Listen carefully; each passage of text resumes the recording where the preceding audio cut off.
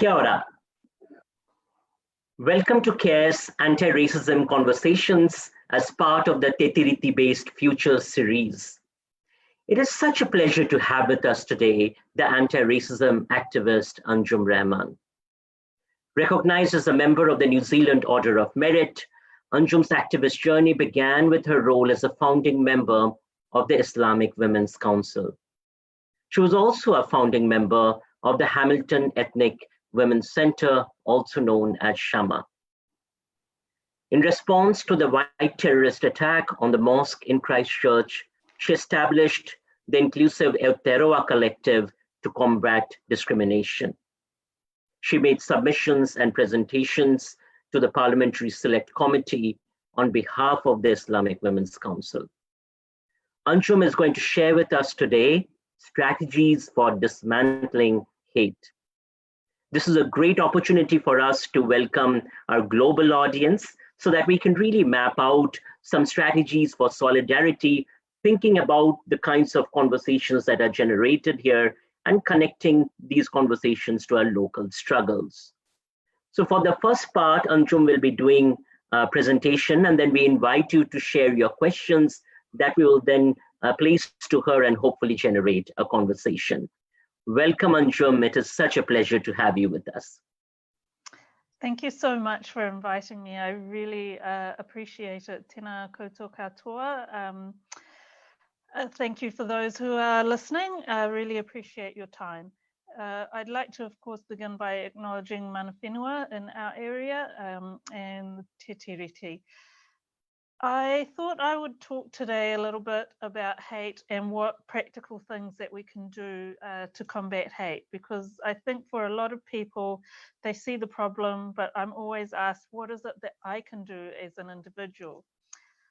So the first place I want to go is often when we think about acts of hate, in our minds are individual acts of abuse or racism. I find that the media a lot of times will ask me about, oh, give me instances of Muslim women and how they've been discriminated against or how they've been harassed and abused. And these are the stories or the narratives that people want to tell. As an aside, problematic because it always places us as Muslim women as the victims and as oppressed rather than women with our own agencies and achievements. But it is the narrative that these particular individuals act out hate against other individuals. But actually, that is not the case. Hate is actually an industry, and it is very well organized and resourced. And I wanted to explore that a little bit. So first and foremost, hate is a political tool. It's a way to gain attention. And, you know, I previously talked about this in other forums about what I like to call as the Trump effect, but he certainly didn't make it up. But it's also known as the dead cat strategy. Basically, you say the most awful thing you can think of, the most outrageous thing, often to divert attention from something else, but sometimes it is just to gain attention. And everybody reports on it. Like all the media reports on it, all the social media, everyone's talking about it. And that thing that was said becomes such a big story. And generally they're talking about it negatively. They're saying how bad it is, how wrong it is, and so on. But what you do by promoting it is actually make sure that the message reaches a wide audience as possible. So, and the people that use this as a technique know it very well. They know that if they want to get free publicity and widespread publicity, that making hateful comments is a very good way to do it. It is a very good way to gain attention. So it is a political tool and it works. And it has worked across many countries, pretty much in every country it works. And it gains people political power. But more than that, hate is actually really very profitable. And there are various pieces of research and examples that I could give you. One example comes from my own community, and is from CARE, which is the Council of American Islamic Relations. And they did a report in 2013 where they say the inner core of America's Islamophobia network enjoyed access to at least about $120 million in total revenue between 2008 and 2011. Many of you may be familiar with Jordan Peterson, who has gained some prominence in anti-feminist discourse and other kinds of comments. His funding through Patreon increased from $1,000 per month in August 2016 to $14,000 per month by January 2017 to more than $50,000 by July 2017 and over $80,000 per month by May 2018. On top of the Patreon, he's selling about 20,000 copies of his book a week. This was what he reported in December 2018.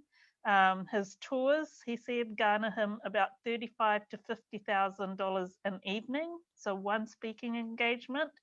And he reported that in around December 2018, he was generating something in the neighborhood of $200,000 a month personally. We know other figures such as Alan Jones, Milo Yiannopoulos, and Katie Hopkins, other figures of this nature who are also using hate to promote themselves and have made a huge amount of money for it. So it is a calculated tool. And this is one of the things that is of real concern, is that, you know, we like to think about ideas being able to be debated, and there's always a challenge for people that do not want to engage with these type of people, that we are afraid to debate. But the problem is that a genuine debate assumes good faith. It assumes that people are willing to be persuaded. It assumes that information, knowledge, logical arguments will have the power to convince another person. But the problem with these particular people who are working at the extreme end of hate, their purpose is not to convince. Their purpose is to continue to increase their income. And for that kind of purpose, the person, no amount of debate is going to change their minds, and it is not going to change the use of those tactics that have been so profitable for them in the past. We also know in the online space and in the social media space that hate is creating a lot of money. The more outrageous something is, the more shares, the more retweets, the more traffic it generates for social media companies, and they actually profit from that. They're profiting very well from expressions of hate. And it hasn't been until the attacks in Christchurch on the 15th of March and the work done around the Christchurch call that they have started to pay any kind of attention towards making changes to their platform. And even then, though there have been some positive changes, such as the community standards on Facebook or Twitter announcing that they wouldn't take funding from political advertising, these things are not really having the kind of impact that is needed to counter hate, because there are still a lot of lies, false information, fake news that is spreading on Facebook, and they are taking no responsibility for that. Similarly, on Twitter, we have multiple world leaders, and not just leaders of country, but politicians and other community leaders who are they are breaching the standards that Twitter says they have. But their posts are generating 40, 50,000 likes, 20,000 retweets, sometimes more than that. It's generating a lot of traffic. So the same kind of comments that would have you or I banned are not actually getting these people removed from social media platforms. And that is a significant concern. So hate, you know, if we start thinking about hate as an industry and hate as a profitable exercise, then we can really think about how we can actively counter it. Because as long as we keep thinking in our minds that it's an individual thing from person to person, then we are not going to have effective strategies to counter it. So I did want to now move on to some of the things that we can do to counter hate.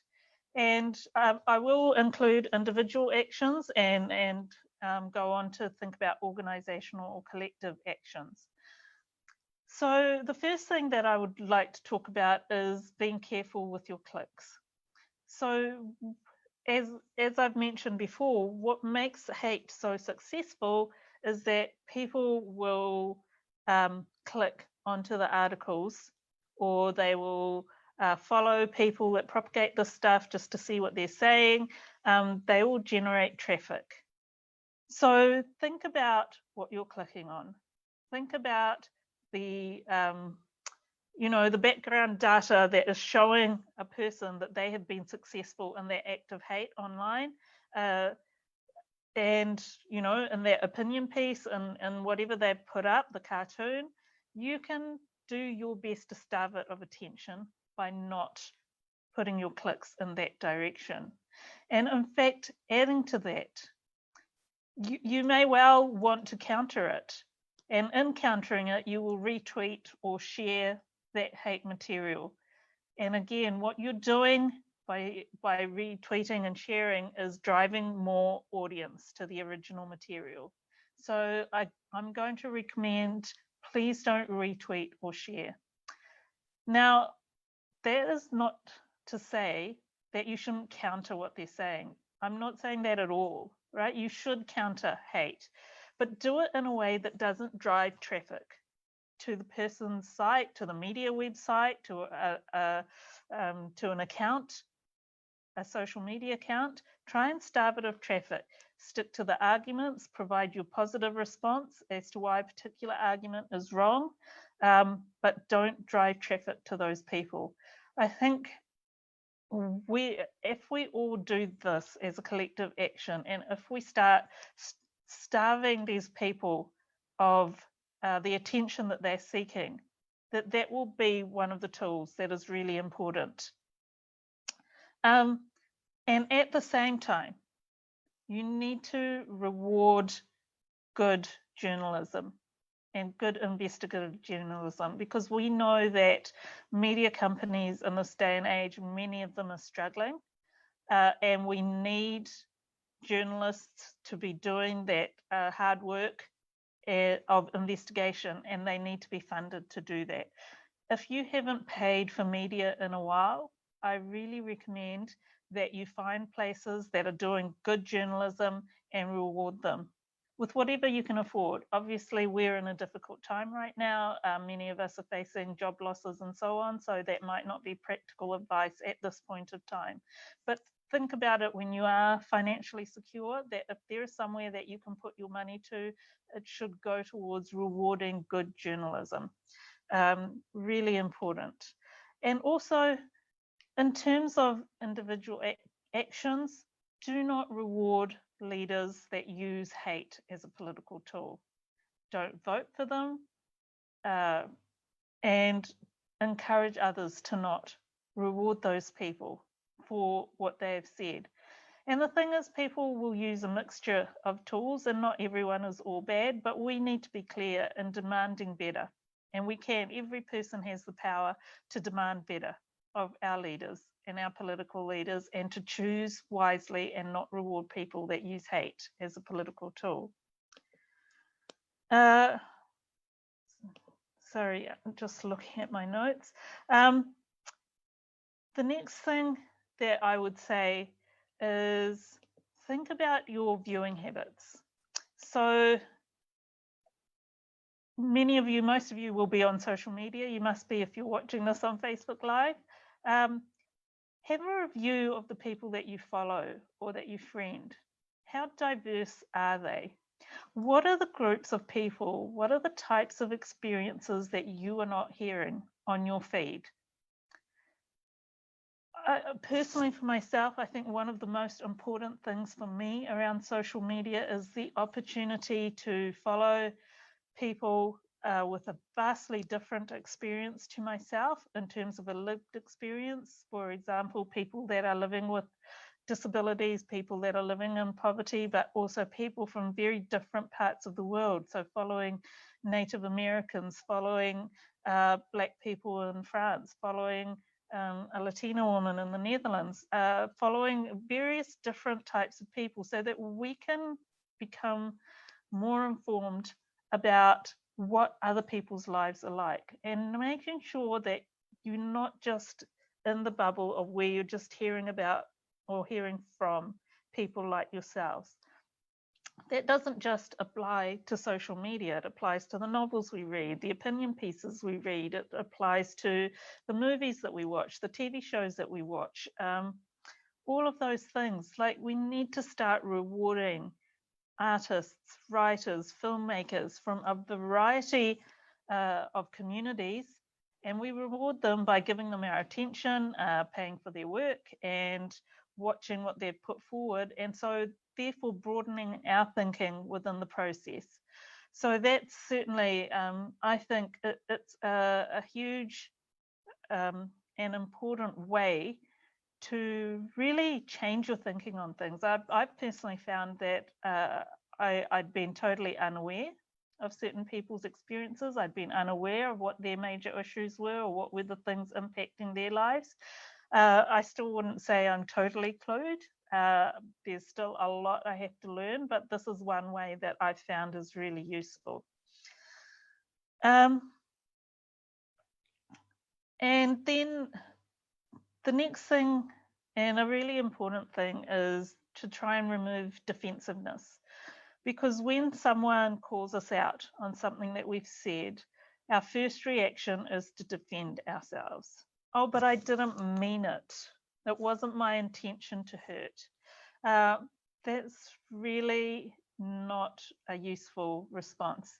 First of all, if you get time, I'd really recommend that you Google the words "intent is not magical."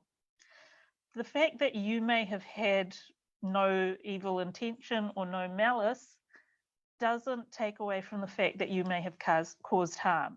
And if you have caused harm, regardless of your intent, one, it's important to recognize it and to own it, and secondly, to think about how you can do things differently. So if you place yourself in that position of defensiveness, then you will not be able to really reflect and think about how you might change.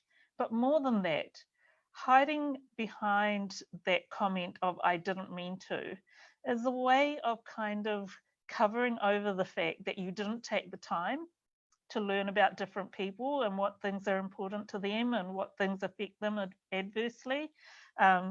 And that isn't, so just because you didn't mean it doesn't mean that there isn't some level of ignorance, and some of it may be willful ignorance, willful blindness, those sorts of things. And we should never use this notion of good intentions to shy away from the fact.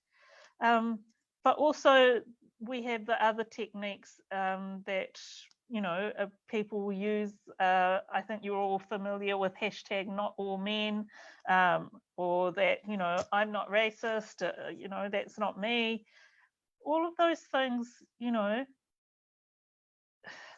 one, we know that it's not all of any one group. But secondly, it's a way to deflect from the fact that perhaps you actually need to really look in the mirror and think about things. Everyone has a bias. I have had huge biases in my life. I know I have. I've done things wrong. And I know everyone is the same. I'm not unusual or different. And so no matter how woke we think we are, no matter how liberal we think we are, there are times when we're going to get it wrong. And that is the time to be prepared to listen and to hear out what's being said. So for example, last year I was starting up this project, Inclusive Aotearoa Collective, and we started with developing newsletters and websites.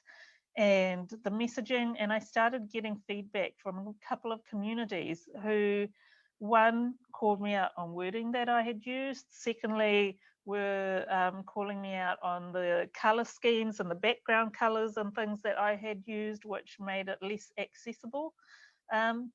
And for me, I treated that as a learning experience. I removed as much as I could, and from every place, wording that was pointed out to me as being problematic. I asked our web designer to make sure that we took into account accessibility for our website. And for me, those were really positive experiences. And the fact that people chose to bring these things to my attention was for me humbling, because they, you know, when I think about the people that I choose to engage with, I tend to spend more of my time with people that I think would hear me. And most people do that. And so I felt that these people trusted me enough to tell me that there was something that needed to be improved in what I had done.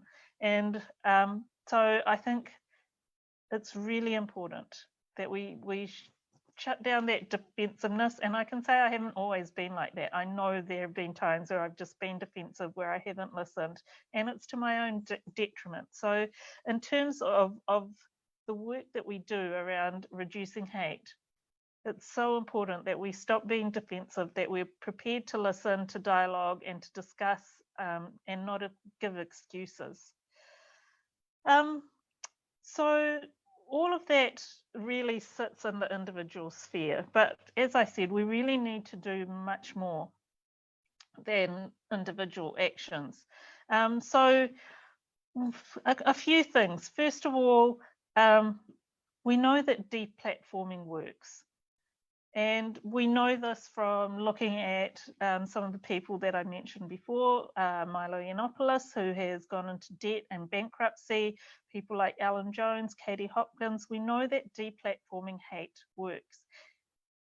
There is always, of course, the danger that those same tools will be used against people who aren't spreading hate, and we do have to be careful around how we use those tools. But I do support groups like Sleeping Giants, who have tackled Google and Google advertising and pointed out to advertisers where their ads are appearing on which websites, and sending out messages to say, here's your ad and here's the content that is next to. And they've been really successful in shifting advertising away from sites like Breitbart and other sites. So as a collective action, supporting groups like that, I think, are really helpful, and finding ways to deplatform the worst of haters. And I'm talking here about people that are profiting off hate and being part of that industry. I'm not talking about individuals who are you know, trying to, or having debates based on ignorance or so on. I'm really talking about deplatforming those people who are able to garner huge audiences on the back of some very hateful and insightful material. And then there are other organisations around. I want to acknowledge the work that CARE is doing in this space, really important. The work that I'm doing with the Inclusive Aotearoa Collective, Tāhono, to develop a national strategy on belonging and inclusion, and hopefully implement that using work hubs or the constellation model, I think is one way to help organise collective action. I want to acknowledge Action Station and their Tau Iwi Tautoko project, as well as other projects that they're doing. There are a lot of people who want to work actively in this space, and many who are already working actively. It's really important to organise. Hate is organised. If we really want to counter it, we also need to organise, and we need to find the people and places where this work is being done, and finding what we can do to support it. And again, people are in different places in terms of what they can give and what they can do. And if you are at a place or time of your life when you feel that you can't do much, that's fine. But when you are in a place that you can do more, please, I would urge you to support these organisations, find other organisations, and think about what we can do collectively to speak back to hate, to challenge it, and to find other ways of functioning. And there are organisations like I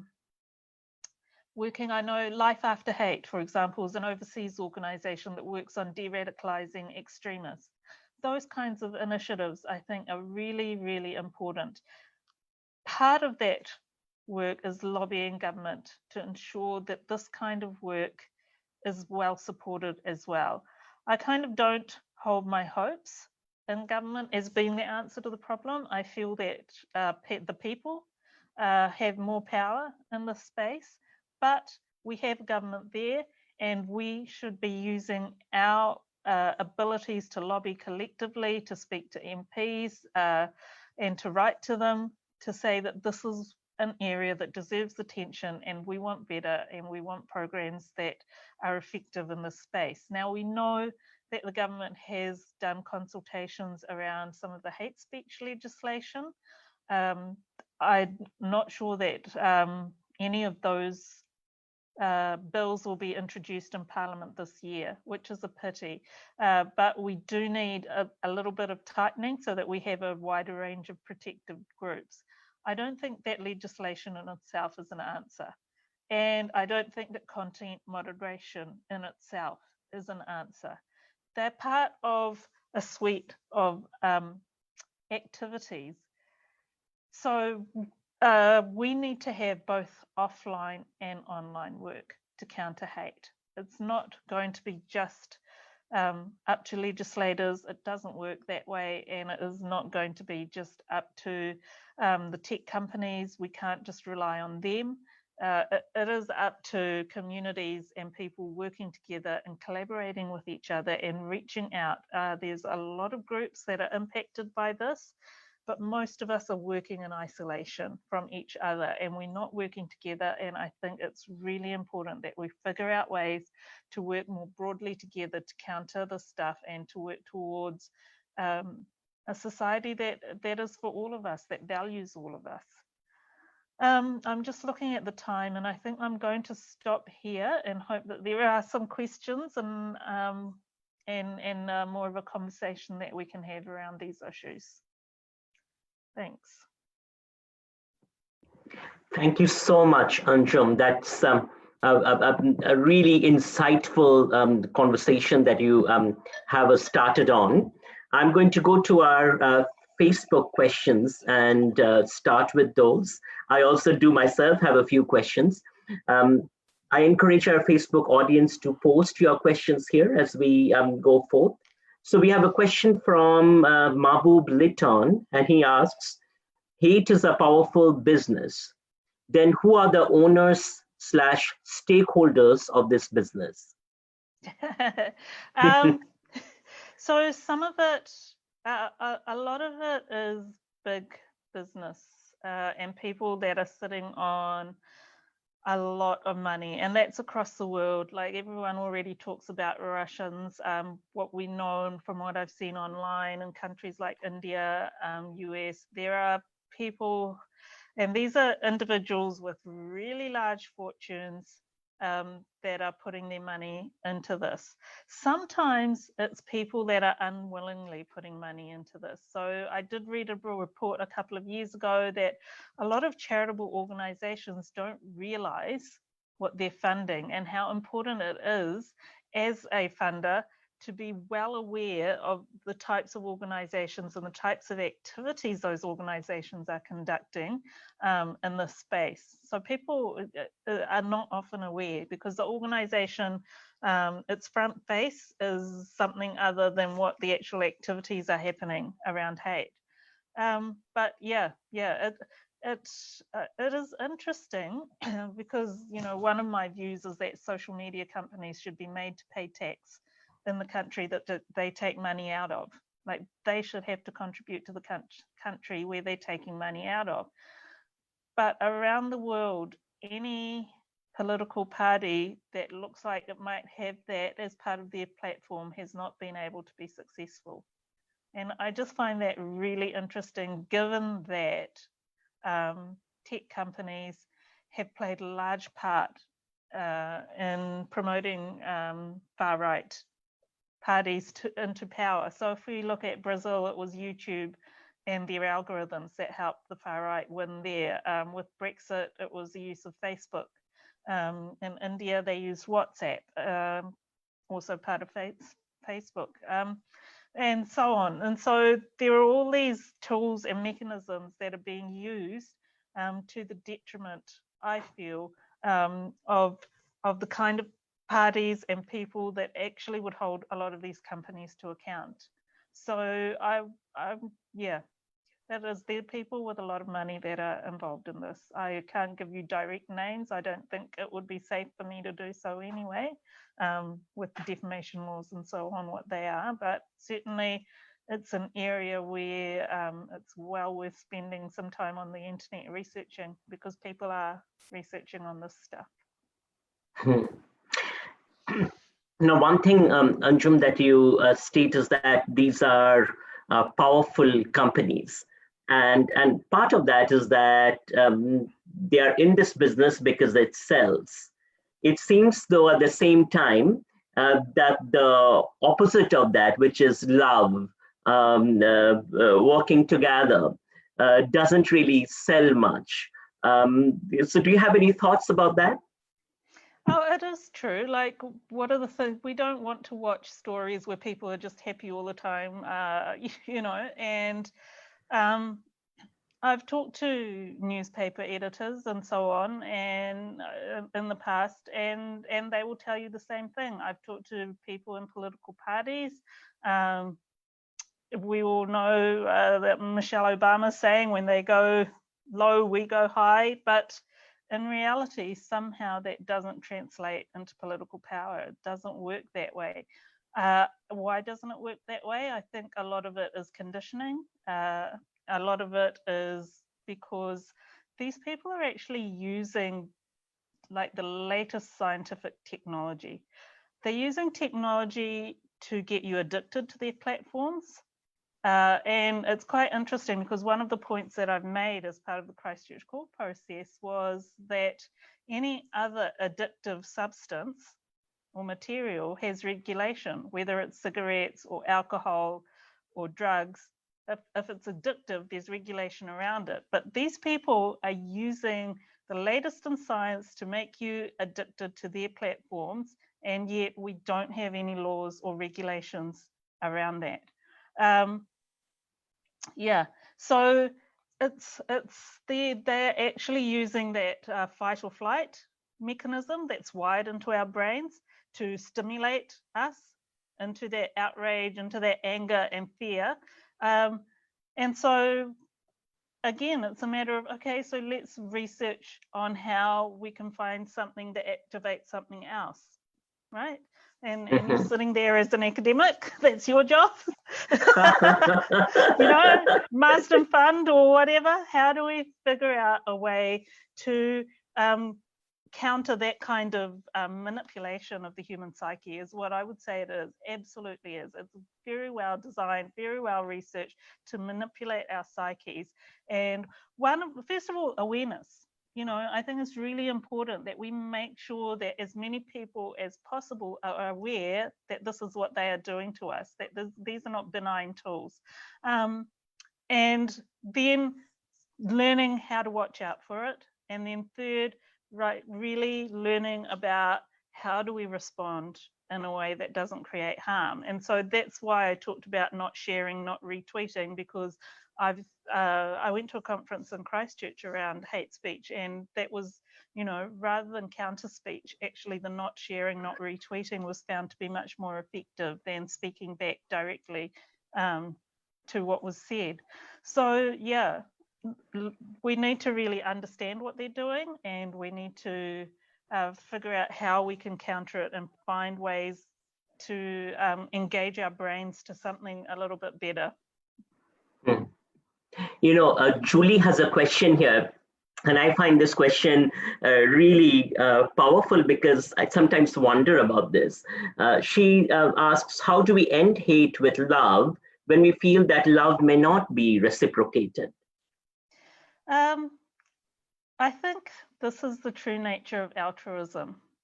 Like, and now I'm thinking as a Muslim, you know, like that when you do something for someone else, do you expect it to be returned? Because if you expect it to be returned, then are you really doing it for them or are you doing it for you? Sometimes we have to give out things, not knowing if they'll be successful, not knowing if they'll be received well, and not having it reciprocated.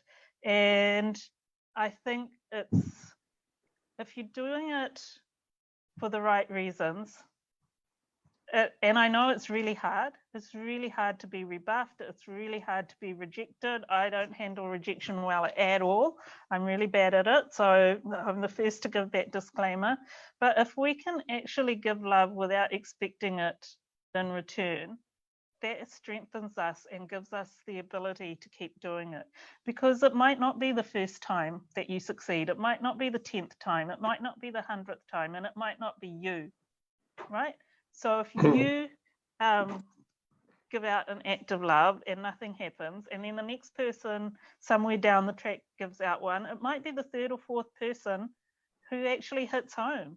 But it's the first 4 people that laid the basis of change. So it's like, for me, it's like planting a seed. You know, we never know when that shoot is going to come out of the ground. We don't see the activity that's happening underground. I think that we keep doing what is right regardless of the outcome. For a Muslim, what we believe is that the outcome isn't up to us. It's the effort that is up to us. The outcome sits with God. Obviously, if you don't believe in God, that's not going to work for you. But it's just, I think the principle is the same. Just make the effort and don't worry about the outcome.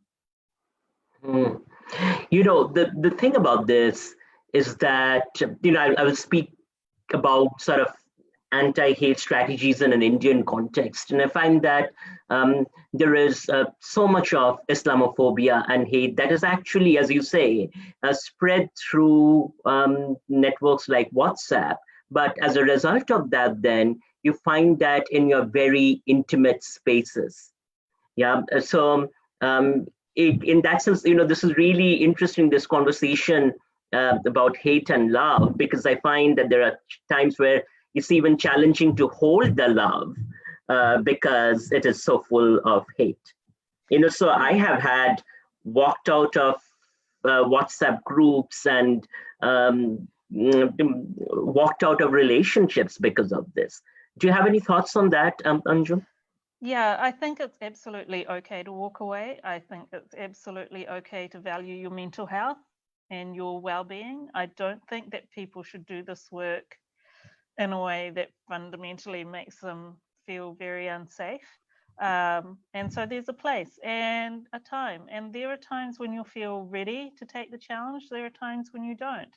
And there's certainly been a lot of occasions where things have been said and I'm just like, can't deal with it right now, don't want to be that person, don't want to disrupt the whole space. And some days are like that. So it is really important. And that's why I always say work where you can and when you can, and do it in a way that works for you. So, and again, that's where having collective action makes it so much easier. One of the things, and it's interesting that you talk about India, because I was born there. I haven't been back since about 2002, 2003.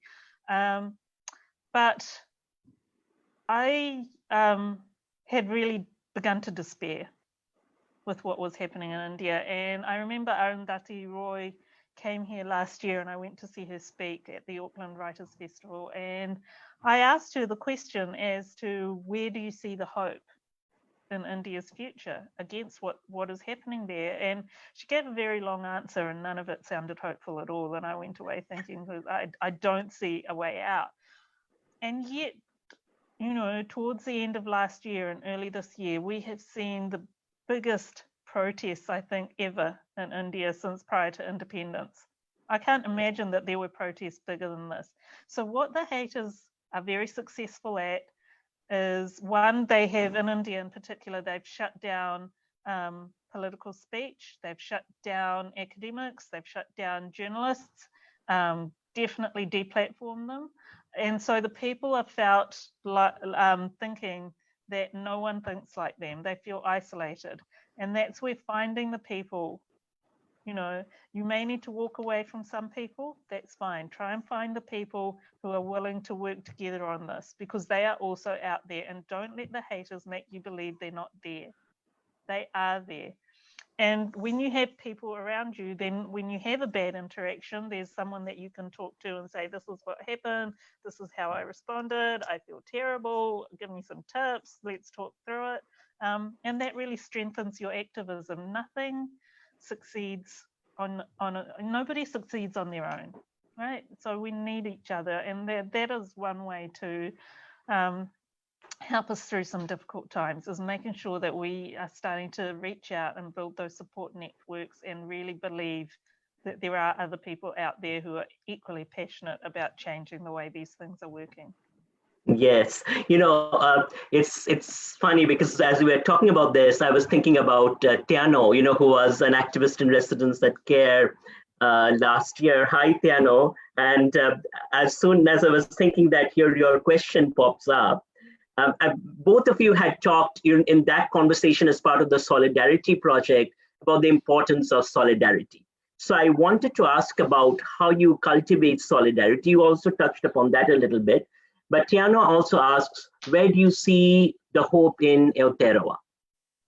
I think there's a lot of hope. So this year we travelled around the South Island as part of the work on developing the national strategy. And we met with people down the West Coast and Central Otago. And we met some absolutely amazing people. And they were really working hard within their own communities to make change. So, and it was just so great to connect with them. I think, and I loved talking with Te Anau last year. It was brilliant. I think that notion of reaching out, of we again, these are human tendencies and characteristics that we seek people with common experiences. We seek people that like the similar food, maybe that speak the same language if we have a second language, and so on. And that's where it's important to really start moving a little bit out of that comfort zone and starting to think about, how can I connect to people from other communities, and how can I start developing those relationships? If you're in an organization, how can that organization start working collaboratively with another organization? All of that is part of solidarity, I think. That reaching out is really important. And, when I talked about trying to widen what you read, what you listen to, what you watch, that's also part of solidarity. Like really being able to understand different types of people and their struggles will help in the reaching out process. But also, I think, like just that sense of feeling valued for other people, and knowing that all of the things that we want, they're common things, that we have so much in common, and that solutions that we think of will work for a whole range of people. Mm-hmm. So, you talked about thank you for this. And in this experience, you talk about finding other groups in this journey. So yeah.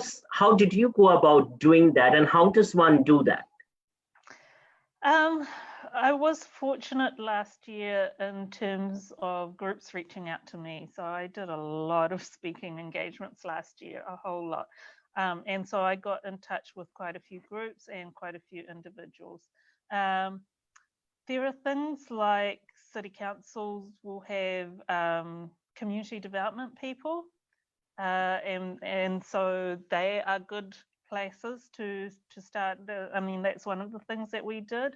And then in particular sectors, we just started looking at which are the organizations that are active. I talked to, for example, someone in the disability community, and they talked about all the different organizations they had. In the youth sector, I talked to Ara Taiohi. The Mental Health Foundation actually contacted me, so I was able to talk to them, which was great. So there are ways that you can find organizations, and it's really lucky that we have this tool called internet searching.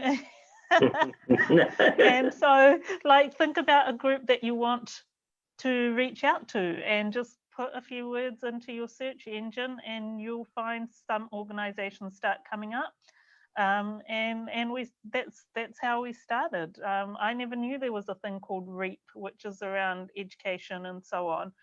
But we ended up talking to REAP in Westport and then in Hokitika, and found out that there's all this work that was happening there. Searching your local marae. We ended up going to this marae in Motueka, and they have got the most amazing programs for their kaumatua and in terms of belonging and so on. They are doing amazing work. And so, that was a connection that we had by searching marae. We found one person by just looking at news reports. When we'd watch Breakfast or other news programs and we'd see someone speaking out, back on the internet, see if we can find a way to connect to that person. Most people have online profiles or social media accounts, and we use those. So yeah, a variety of techniques. It just, again, we were lucky that we have the time and ability to do this. And I appreciate that everyone doesn't, but if you're working within organizations, those are some techniques that we've used and that have worked really well. So, in this sense, it's also really powerful to see the role of technology as an enabler as well, isn't it? Yeah, absolutely. Absolutely.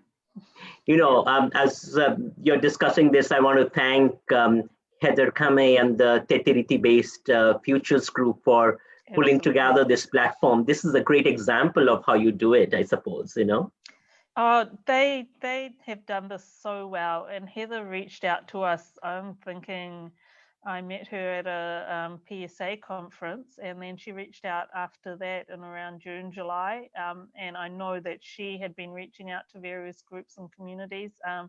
And I just have to really honor the commitment of herself and her group in terms of taking this forward.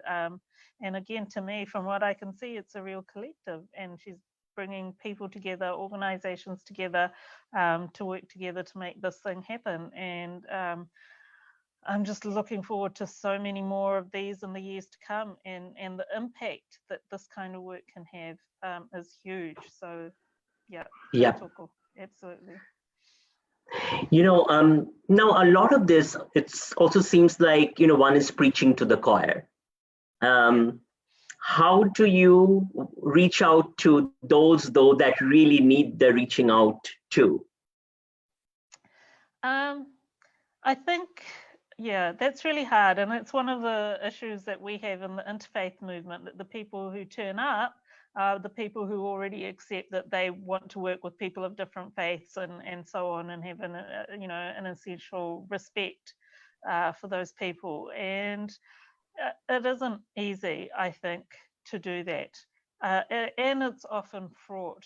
So for me, when I think about how we're going to build the constellations next year, for example, I like to think of it as a stone thrown into a pond, and then you have ripples going out. So you start with the people that are like-minded. You start with the people who will work well together and who believe in the kaupapa.